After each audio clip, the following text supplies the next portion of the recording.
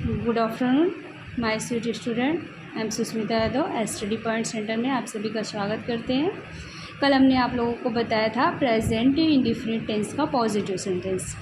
आज हम अपनी वीडियो के साथ आए हैं आप लोगों में प्रेजेंट इंडिफिनिट टेंस का निगेटिव सेंटेंस। अब हम आप लोगों को बताएंगे कि प्रेजेंट इंडिफिनिट टेंस जो होता है उसका निगेटिव सेंटेंस हम कैसे बनाएंगे और निगेटिव हम कैसे कहेंगे। प्रेजेंट इंडिफिनिट टेंस का अगर कोई वाक्य है, कोई लिख दिया, बोलेगा ये पॉजिटिव है कि निगेटिव है कि इंट्रोगेटिव है, तो आपको उसके लिए पॉजिटिव, निगेटिव, इंट्रोगेटिव के बारे में जानकारी रखनी होगी। तो निगेटिव सेंटेंस किसे कहते हैं या कैसे हम पहचानेंगे कि प्रेजेंट इंडिफिनिट टेंस का निगेटिव है। आते हैं अनुवाद के नियम पर।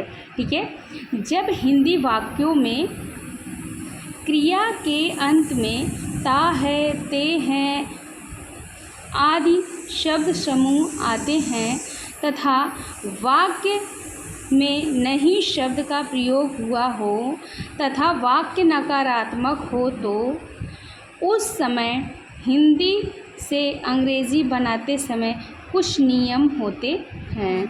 जब वाक्य में नहीं शब्द का प्रयोग हुआ होता है तो हम उसे क्या कहते हैं, निगेटिव सेंटेंस कहते हैं।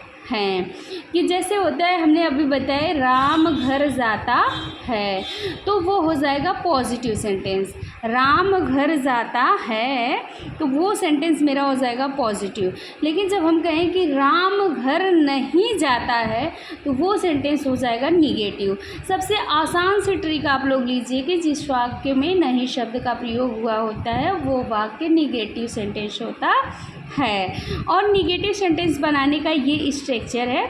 सबसे पहले प्रेजेंट इंडिफिनिट टेंस निगेटिव बनाने का देखिए, सबसे पहले subject plus do not oblique does not plus main verb first form plus object plus other word लिखते हैं।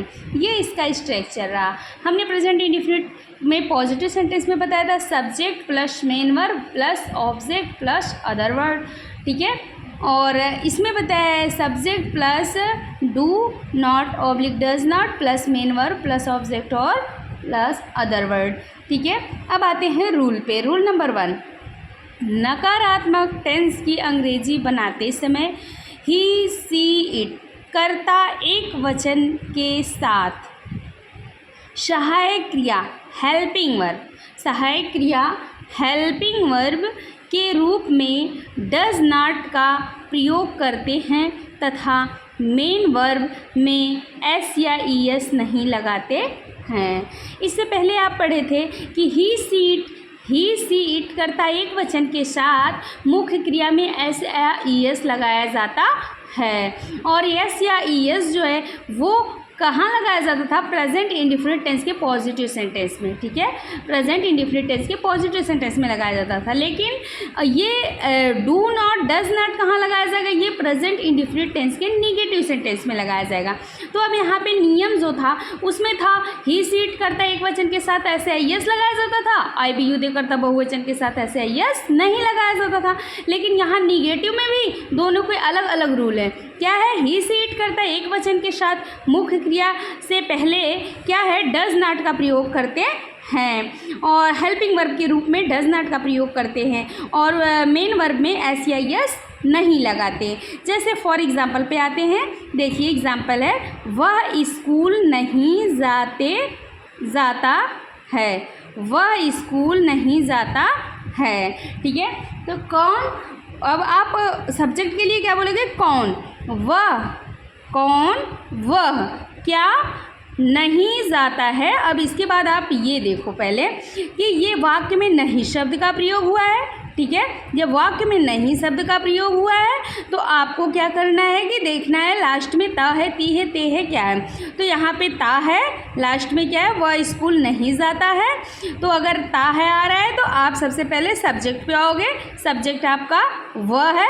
आप देखो सब्जेक्ट आपका कर्ता एक वचन है। जब सब्जेक्ट आपका कर्ता एक वचन है तो आप सबसे पहले ही उसके साथ रूल में बताया गया ही सीट करता एक वचन के साथ डज नॉट, आप लगाओगे डज नॉट, फिर उसके बाद बताया गया है कि मेन वर्ब और यहाँ पे लगाओ आप गो के साथ ऑलरेडी टू लगता है, गो टू। और उसके बाद बताया गया कि मेन वर्ब में SAIS नहीं लगता है, वो कर्ता एक वचन है, इसलिए कर्ता एक वचन है तो पॉजिटिव में SAIS लगता है, निगेटिव में SAIS नहीं लगता। क्यों नहीं लगता है? क्योंकि यहाँ का ES तो उठा के इसी डज में लगा दिया गया है, ठीक है। जो इसमें मेन वर्ब में लगता था ES, वही ES तो यहाँ पे लगा दिया गया है, तो इसलिए यहाँ पे गो टू स्कूल। आप लोग ये ट्रांसलेट केयर करिए। प्रेजेंट इंडेफिनिट टेंस का निगेटिव सेंटेंस हम कैसे बनाते हैं?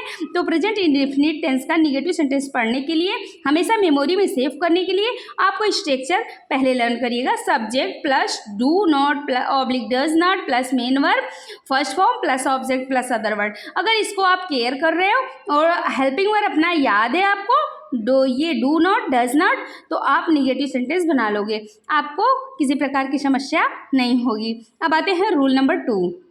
रूल नंबर 2 क्या कह रहा है? IBU दे कर्ता बहुवचन के साथ मुख्य क्रिया, IBU दे कर्ता बहुवचन के साथ सहायक क्रिया के रूप में डू नॉट का प्रयोग करते हैं। अब यहाँ पे बताया गया था कि किसका प्रयोग किया जाएगा? डज नॉट का, और यहाँ पे क्या किया जाएगा? डू नॉट का प्रयोग किया जाएगा, ठीक है। किसका प्रयोग किया जाएगा? डू नॉट का प्रयोग किया जाएगा। तो हमने आपको बताया है subject plus do not oblique does not plus main verb plus object और प्लस अदर वर्ड। तो आपको अब देखना है अकॉर्डिंग टू सब्जेक्ट आपको डू या डज लगाना है। तो हमने रूल में बताया है कि ही सीट करता एक वचन के साथ डज नॉट लगेगा, IBU दे करता बहुवचन के साथ डू नॉट लगेगा, तो आपको डू नॉट बनाना है, ठीक है। तो आपका एग्जाम्पल है हम नहीं रोते हैं। देखो, हम नहीं रोते हैं, ये वी मीन्स होता है हम, बी हमारा क्या है? कर्ता बहुवचन है। हम सबसे पहले बी की अंग्रेजी बनाएंगे बी, फिर उसके बाद क्या है? नहीं रोते हैं। आप इससे पहले डू लगाओगे, डू, उसके जस्ट बगल में नॉट, बी डू नॉट क्या? रोते हैं, weep, WEEP, weep full stop, ठीक है। ये आपका ट्रांसलेट का रूल रहा। अब आपको ये पॉजिटिव और निगेटिव सेंटेंस बनाने में किसी प्रकार की प्रॉब्लम नहीं होगी, ठीक है। Thank you so very much watching my video. Like and subscribe करना ना भूलें।